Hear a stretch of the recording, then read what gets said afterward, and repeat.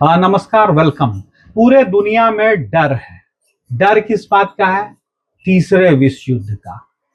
क्या तीसरा विश्व युद्ध हो जाएगा? क्या दुनिया का इकोनॉमी क्रम्बल कर पाएगा? दोस्तों, बड़े बड़े बिजनेसमैन, बड़े बड़े संगठन, बड़ा बड़ा व्यापारी वर्ग, बड़ी कंपनियां सारी डरी हुई है। आप देख रहे हैं स्टॉक मार्केट में क्रैश, पूरे वर्ल्ड में स्टॉक मार्केट में क्रैश। और जब भी डर का माहौल होता है तो सोना और चांदी का भाव बढ़ता है। सोना में आप देख रहे हैं किस तरह की तेजी आ रही है, चांदी में किस तरह की तेजी आ रही है। तो ये डर बढ़ता चला जा रहा है। ऐसे में कुछ मेरे मित्र हैं, कुछ मेरे जानने वाले हैं, वो भी काफी भयभीत हैं, पूछ रहे हैं कि क्या तीसरा विश्व युद्ध की ओर हम लोग जा रहे हैं, क्या इकोनॉमी क्रैश हो जाएगा। कितनों ने अपने शेयर मार्केट में जो सालों से इन्वेस्टमेंट कर रहे थे वो उन्होंने बेच दिया और कैश निकाल लिया है। तो ये सब में ये डिस्कस करना जरूरी हो गया कि क्या भाई किस तरह की स्थिति है, कितना गंभीर है ये मिडिल ईस्ट का युद्ध, और जो हम लोग जिसको वेस्ट एशिया भी कहते हैं, वेस्ट एशिया का युद्ध। तो दोस्तों, यहाँ है ईरान और ये है स्ट्रेट ऑफ हॉर्मुज। यहाँ पर स्ट्रेट ऑफ हॉर्मुज काफी पतला है।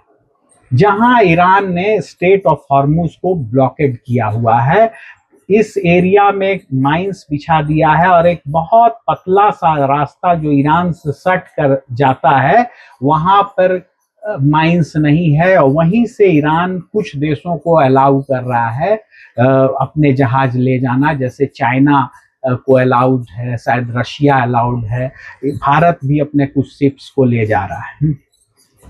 और ये युद्ध इकोनॉमिक युद्ध की ओर ईरान ने धकेल दिया है। अमेरिका ने ईरान के कुछ खर्ग द्वीप पे जहां से तेल निर्यात होता है वहां अटैक किया और ईरान को धमकाया कि भाई तुम्हारा तेल निर्यात हम बंद कर देंगे, तुम्हारे पास पैसे कैसे आएंगे, तो तुम युद्ध कैसे करोगे। उसी तरह इजराइल ने ईरान के साउथ पार्स, जो ईरान और कतर के बॉर्डर पे जो ईरान का ऑयल एंड गैस फील्ड है, वहां पर अटैक करके ईरान को डराया कि तुम्हें इकोनॉमिकली पैरालाइज कर देंगे, तुम युद्ध कैसे करोगे, सो तुम हमारी शर्तों को मान जाओ और हम युद्ध को रोको। अमेरिका और इजराइल की जो शर्त है वो शर्त है कि तुम अपने न्यूक्लियर कैपेबिलिटीज का त्याग कर दो, तुम अपने मिसाइल टेक्नोलॉजी डेवलपमेंट का त्याग कर दो, और एक सरकार भी वहां चाहिए अमेरिका इजराइल को, जो अमेरिका इजराइल की फेवरेबल हो। इस इकोनॉमिक वार में अब क्या क्या टारगेट हुए, तो देखिए खर्ग आइलैंड टारगेट हुआ है ईरान का। आपको ईरान ने जवाबी कार्रवाई करते हुए अपने मित्र देशों में, जहां अमेरिकन फाइनेंशियल इंटरेस्ट है, अमेरिकन मिलिट्री इंटरेस्ट है, या अमेरिकन कंपनी जो उसके पड़ोसी देशों में तेल और गैस का व्यापार कर रही है, उन ठिकानों पे वार किया है। तो उसने आपको सऊदी अरेबिया के रास तनूरा को टारगेट किया, कतर के रास लफान को टारगेट किया। ये बहुत बड़ा नेचुरल गैस का हब है रास लफान। वर्ल्ड का 90% नेचुरल गैस यहाँ प्रोडक्शन होता है। आपको यूएई के मुस्फाहा को, जाबेल अली को, फुजीराह को, रुवैस को टारगेट किया गया है। तो आप देख सकते हैं कि 20% जो तेल और गैस का फ्लो, सप्लाई चेन जो वह स्ट्रेट ऑफ हॉर्मुज से है, वो किस तरह से डिस्टर्ब होते जा रहा है। आज के दुनिया में कोई भी देश इंडिपेंडेंट नहीं है। सारे देश व्यापार से और जरूरतों के हिसाब से एक दूसरे से जुड़े हुए हैं। कहीं से गेहूं जाता है, कहीं से चावल जाता है, तो कहीं से गैस आता है, कहीं से तेल आता है, कहीं से रेयर अर्थ मटेरियल्स जाता है, तो कहीं से जो है प्लेन्स बन के आते हैं, टैंक्स बन के आते हैं। कुछ देश टेक्नोलॉजिकली बहुत एडवांस हैं, कुछ देश रॉ मटेरियल में एडवांस है, कुछ देश फूड्स काफ़ी, एग्रीकल्चर फूड प्रोडक्ट्स काफ़ी करते हैं, कुछ देश सस्ता सामान बनाते हैं। चाइना जैसे हर तरह का सामान सस्ता चाइना में बनता है। तो एक तरह से ये सारे वर्ल्ड के लोग सप्लाई चेन से जुड़े हुए हैं और एक दूसरे पे निर्भरता है। अगर युद्ध लंबा चलता है तो ये निर्भरता, ये सप्लाई चेन इकोनॉमिक क्राइसिस लाएगा। बहुत सारे देशों में लॉकडाउन की स्थिति हो रही है तेल और गैस की कमी के कारण। तो ये युद्ध ऐसे स्थिति में जब काफ़ी परेशानियां बढ़ जाएंगी, अगर युद्ध का खर्च काफ़ी बढ़ जाएगा, अमेरिका को काफ़ी खर्च करना पड़ जाएगा, ईरान भी काफ़ी दबाव में अगर आ रहा है, ईरान की सारी इंफ्रास्ट्रक्चर गिरने लगी, तो युद्ध एस्केलेट कर सकता है, युद्ध खतरनाक दिशा में चल सकता है। ऐसे में हमारे भारतवर्ष इंडिया की क्या तैयारी है? तो इंडिया ने दोस्तों डिफेंस के सेक्टर में काफ़ी आत्मनिर्भरता प्राप्त की है। आज हम लोग मिसाइल्स बना रहे हैं, आज हम लोग एयरक्राफ्ट बना रहे हैं, आज हम लोग शिप्स बना रहे हैं, आज हम लोग जो मिसाइल्स में और एडवांस टेक्नोलॉजी में काम आने वाली सेमीकंडक्टर चिप्स उसको भी बना रहे हैं और बहुत बृहद रूप से उस पर काम कर रहे हैं।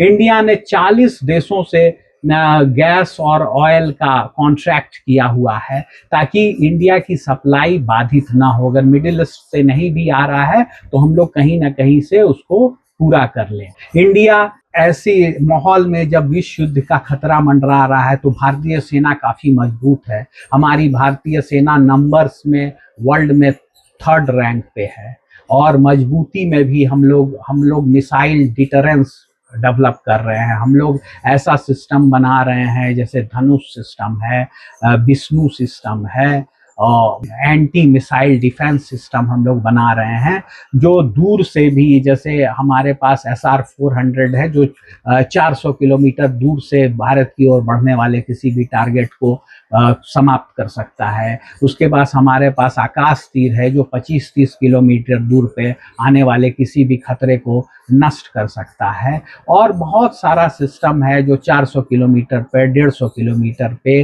25-30 किलोमीटर पे, 60 किलोमीटर पे हम लोग डिफेंस सिस्टम बनाए हुए हैं जो आने वाले खतरों को समाप्त कर सकता है। डिफेंस सिस्टम में हमारा बराक 8 भी है जो 50-60 किलोमीटर से दूर पे ही खतरे को समाप्त कर सकता है। उसके बाद हम लोगों ने अटैक सिस्टम बना के रखा है। हम लोगों के पास प्रलय है, हम लोग के पास पृथ्वी मिसाइल्स है, हम लोग के पास अग्नि 1 है, 2 है, 3 है, 4 है, 5 है, 6 है। अग्नि 6 में MIR भी टेक्नोलॉजी है। ये मिसाइल लास्ट में 6-7 वारहेड्स में बदल जाता है और 6-7 जगहों को एक साथ टारगेट कर सकता है। तो इंडिया ने भी तैयारी करके रखी हुई है।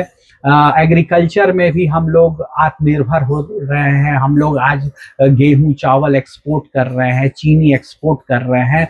तो हम लोग किसी भी युद्ध की स्थिति में खाद्यान्न की उपलब्धता भारत में रहे इसकी तैयारी की है। ऑयल और गैस की उपलब्धता भारत में रहे इसकी तैयारी की है ताकि कोई भी इकोनॉमिक लॉकडाउन यहाँ ना आए। डिफेंस में हम लोग काफ़ी तैयारी कर चुके हैं और करते जा रहे हैं ताकि कोई भी देश हमें अटैक ना कर सके। कोई भी देश हमारे ऊपर हमला करने से पहले 50 बार सोचे कि उसको भी भारी नुकसान उठाना पड़ेगा। तो इस तरह से एनालाइज करते हुए हम लोग देखते हैं दोस्तों कि अभी वर्ल्ड वार 3 की कोई स्थिति नहीं है, लेकिन अगर सिचुएशंस बदलती है तो ये वार एस्केलेट करके कहीं भी जा सकता है। और भारत ने ऐसी तैयारी कर रखी है कि हम अभी तक सुरक्षित हैं। अब ऐसा नहीं है कि अगर वार बहुत आगे बढ़ गया तो हम लोग एकदम हमें कोई नुकसान नहीं होगा, ऐसा नहीं है। लेकिन हम लोगों ने ऐसी तैयारी करके रखी है कि हमारा नुकसान कम से कम हो और जिसको हम लोग मैनेज कर सके। मामला गंभीर है, काफ़ी गंभीर सिचुएशन है। खाड़ी में तरह तरह के मिसाइल्स चल रहे हैं, रोज धमाके हो रहे हैं, इंफ्रास्ट्रक्चर उड़ रहा है। अमेरिका, इजराइल काफी जोरदार भीषण अटैक ईरान पे किए हुए हैं। ईरान का जवाबी हमला इजराइल पे और अपने सारे पड़ोसी देशों में जहां अमेरिकन इस्टेब्लिशमेंट्स हैं, अमेरिकन फाइनेंशियल इंस्टीट्यूशंस हैं, अमेरिकन मिलिट्री इंस्टीट्यूशंस हैं, उस पे भीषण अटैक इजराइल किए हुए हैं। ऐसी पृष्ठभूमि में ये काफी गंभीर हो गया है कि क्या ये युद्ध तीसरे विश्व युद्ध में बदल जाएगा। ये क्वेश्चन, ये प्रश्न लाजमी हो गया है। पहले हम पृष्ठभूमि में जाए वर्ल्ड वार वन और वर्ल्ड वार टू के।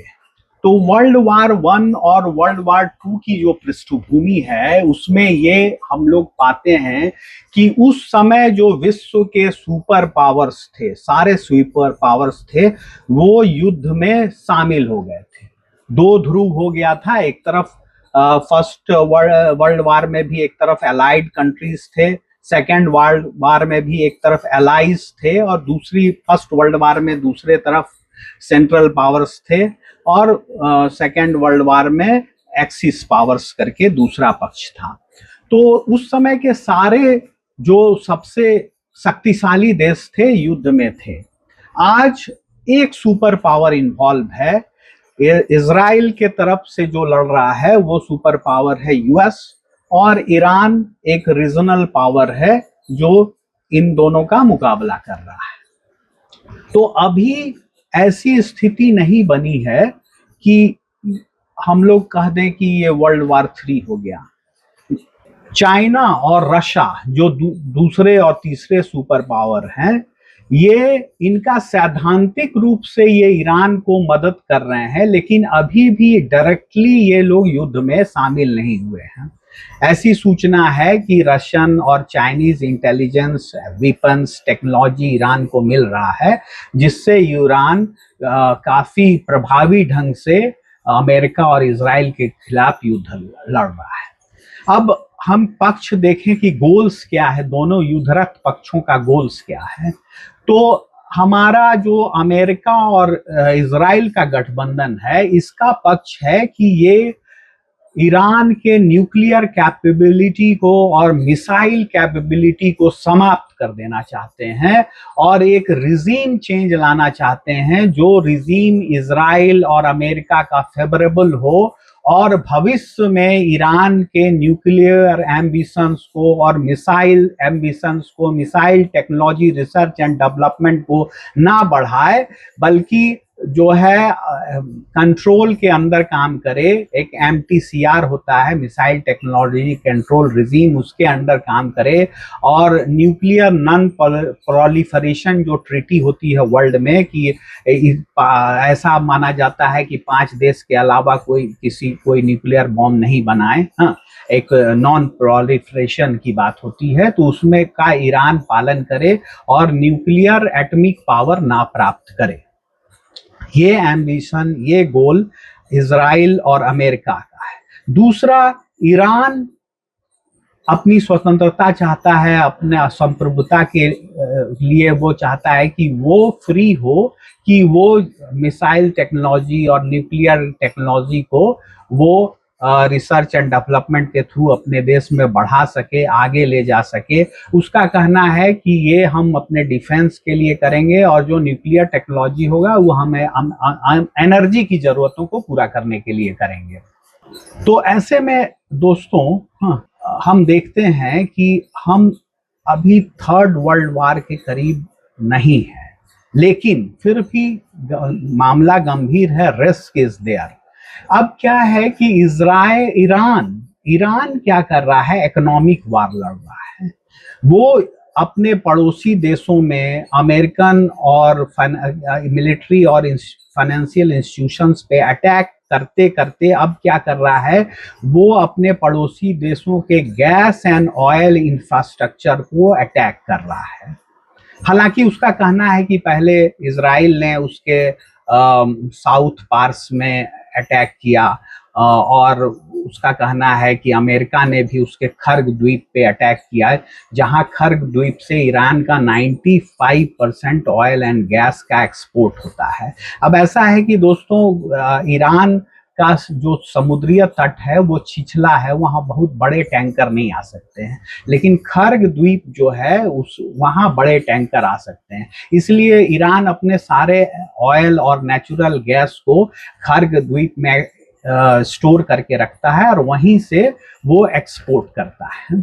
अब अमेरिका ने खर्ग द्वीप पे अटैक किया और उसके सारे मिलिट्री एस्टैब्लिशमेंट को हिट किया।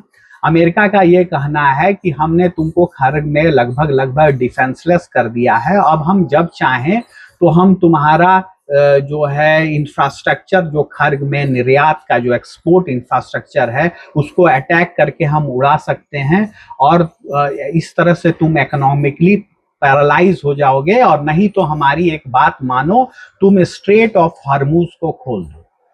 अब ईरान ने क्या किया है, ईरान स्ट्रेट ऑफ हॉर्मुज को बंद करके, जहां से वर्ल्ड का 20% ऑयल और नेचुरल गैस निकलता है, सप्लाई चेन का एक प्रमुख मार्ग है, उसको ब्लॉक कर दिया है और वो प्रेशर बना रहा है अमेरिका और इजराइल पे वर्ल्ड के थ्रू कि भाई आप हॉर्मुज को किसी भी तरह खुलवाओ। अब इसके थ्रू ईरान का ये मकसद है कि अमेरिका इजराइल वार्ता के टेबल पर आए और उसकी शर्तों को में से कुछ शर्तों को माने और इस युद्ध को समाप्त करे। पॉलिटिकल प्रेशर है, यूएन का भी प्रेशर है, वर्ल्ड का प्रेशर है युद्ध को खत्म करने की दिशा में। इसलिए अभी ये युद्ध थर्ड वर्ल्ड में वार में एस्केलेट होता हुआ नहीं दिख रहा है, लेकिन ईरान लंबा युद्ध को खींच रहा है। लंबा युद्ध को खींचने के क्रम में अगर इकोनॉमिक क्राइसिस आया, इकोनॉमिक क्रैश आया दुनिया के देशों में, तो ये एक वर्ल्ड वार 3 का कारण हो सकता है, जो हमेशा रहा है। अब वर्ल्ड वार 1 और वर्ल्ड वार 2 की पृष्ठभूमि अगर हम लोग देखें तो हम लोग देखेंगे कि व्यापार और मिनरल्स के लिए ही ये दोनों वर्ल्ड वार हुए थे। तो अगर ऑयल और गैस की सप्लाई कम होती है, ट्रेड डेफिसिट्स होता है, ट्रेड रूट्स रुकते हैं और देशों की इकोनॉमिक क्राइसिस स्टार्ट हो जाती है, तो शायद और या अमेरिका का वार कॉस्ट बढ़ता चला जाता है, इतना बढ़ता चला जाता है कि अमेरिका उसको बियर करने की स्थिति में ना रहे। हाँ, तो ऐसी स्थिति में वर्ल्ड वार 3 होने का खतरा भी है। इसलिए अभी तो ऐसा कुछ नहीं है, लेकिन फ्यूचर में ये वार अगर बढ़ता है तो ये किस टर्न में की ओर जाएगा, किस ओर जाएगा, इसको अभी से प्रिडिक्ट करना, अभी से इसकी प्रोबेबिलिटी व्यक्त करना संभव नहीं है। अब आइए दोस्तों हम लोग देखते हैं कि वर्ल्ड वार 1 क्या था। वर्ल्ड वार 1, जिसको ग्रेट वार कहते हैं, अलाइड पावर्स थे। अलाइड पावर्स में फ्रांस, ब्रिटेन, रसिया, इटली ने भी इसे 1915 में ज्वाइन किया और यूनाइटेड स्टेट्स ने अलाइड पावर्स को ज्वाइन किया 1970 में। यूनाइटेड स्टेट्स को ज्वाइन करने के बाद ही जो है सारा युद्ध जो है अलाइड पावर्स के पक्ष में चला गया और फाइनली इन लोगों की जीत हुई। दूसरा पक्ष था central powers, Germany, Austria, Ottoman Empire, Bulgaria, ये थे। इसमें सबसे बड़ी शक्ति थी जर्मनी, उस समय का सुपर पावर था जर्मनी। और जर्मनी काफी अंदर तक, रशिया के अंदर तक चला गया था। उस समय रशिया की राजधानी थी सेंट पीटर्सबर्ग और ये काफी उसके नजदीक चला गया था और रशियंस को पीछे जाना पड़ रहा था। रशियंस लगातार पीछे जा रहे थे, लेकिन एक स्ट्रेटजी के तहत इन्होंने विंटर का वेट किया और विंटर में वहां इतना बर्फबारी होती है कि जर्मन आर्मी का सप्लाई चेन्स कट गया। जर्मन आर्मी के पास रसद, खाने पीने की वस्तुएं नहीं पहुंचने लगी थी और जब रशियन आर्मी पीछे जा रही थी तो इन्होंने सारे खाने पीने के खेत, स्टोर को जलाते गए थे ताकि ये जर्मन आर्मी के हाथ में ना पड़ जाए। तो इस जाड़े में क्या हुआ, जर्मन आर्मी को पीछे हटना पड़ा और उसमें उनकी काफी कैजुअलिटी हुई। बहुत लोग अंधे हो गए, क्योंकि बर्फ पे सूरज की रोशनी पड़ के जो रिफ्लेक्ट होती थी तो वो आंखों की रोशनी छिन जाती थी, तो उसमें वो अंधे, बहुत सारे लोग अंधे हो गए। और अमेरिका के भी शामिल हो जाने के बाद जो है ये युद्ध समाप्त हो गया और एलाइड के पक्ष में चल गया। उसमें एक संधि के तहत जो है जर्मनी को बहुत सारे संधि रिस्ट्रिक्शंस में लाद दिया गया कि तुम इतना सेना रख सकते हो, तुमको कम से कम हथियार बना सकते हो। काफी रिस्ट्रिक्शंस एक ट्रीटी ऑफ वर्सलाइज के द्वारा किया गया। वर्ल्ड वार टू में भी सारे सुपर पावर्स, उस वक्त के सारे सुपर पावर्स युद्धरत थे। एक्सिस पावर्स जिसमें इटली, जापान, जर्मनी और एलाइज जिसमें यूके, फ्रांस, सोवियत यूनियन और यूएसए। एलाइज पावर की सेकेंड वर्ल्ड वॉर में जीत हुई। यूएसए ने जापान के हिरोशिमा और नागासाकी पे एटम बम गिराया और उसके बाद एक्सिस पावर्स ने सरेंडर कर दिया और युद्ध समाप्त हो गया। युद्ध समाप्ति के बाद हमने एक यूनाइटेड नेशंस ऑर्गेनाइजेशन बनाया जो यूनाइटेड नेशंस वर्ल्ड में टेंशंस को कंट्रोल करता है, देश देश के बीच युद्ध की स्थिति को नहीं आने देता है। और आज भी यूनाइटेड नेशंस और जो भी इंस्टीट्यूशंस है, वर्ल्ड इंस्टीट्यूशंस हैं, वो लगातार प्रेशर बना रहे हैं कि ईरान, इजराइल और अमेरिका वार्ता के टेबल पर आए और युद्ध रुक जाए और ये लोग बातचीत करें। लेकिन फिर भी रिस्क है कि अगर सोवियत यूनियन और चाइना अगर युद्ध में डायरेक्टली इन्वॉल्व हो जाते हैं या सप्लाई चेन्स मेजरली बहुत बड़ी ब्रेक आ जाती है सप्लाई चेन्स में, दुनिया में ऑयल और गैस का संकट हो जाता है। और ज्यादातर इस युद्ध के, हर युद्ध के पीछे एक इकोनॉमिक कारण भी होता है और वो है कि यूएस को कहीं ना कहीं ईरान के ऑयल पे कंट्रोल चाहिए। बहुत पहले यूएस के पास ईरान के ऑयल का कंट्रोल था, लेकिन खमैनी के आने के बाद वो कंट्रोल चला गया था। तो उस यूएस को ईरान के ऑयल पे कंट्रोल चाहिए और ऐसी स्थिति में युद्ध एस्केलेट भी हो सकता है, बढ़ भी सकता है और किसी भी दिशा में जा सकता है। वार क्षेत्र यहाँ हम लोग देख रहे हैं, वार इस एरिया में चल रहा है। ये स्ट्रेट ऑफ हॉर्मुज है, वार इस एरिया में चल रहा है। रिस्क कहाँ है? रिस्क यहाँ पे यमन में हुतीज बैठे हुए हैं और ये रेड सी एरिया है।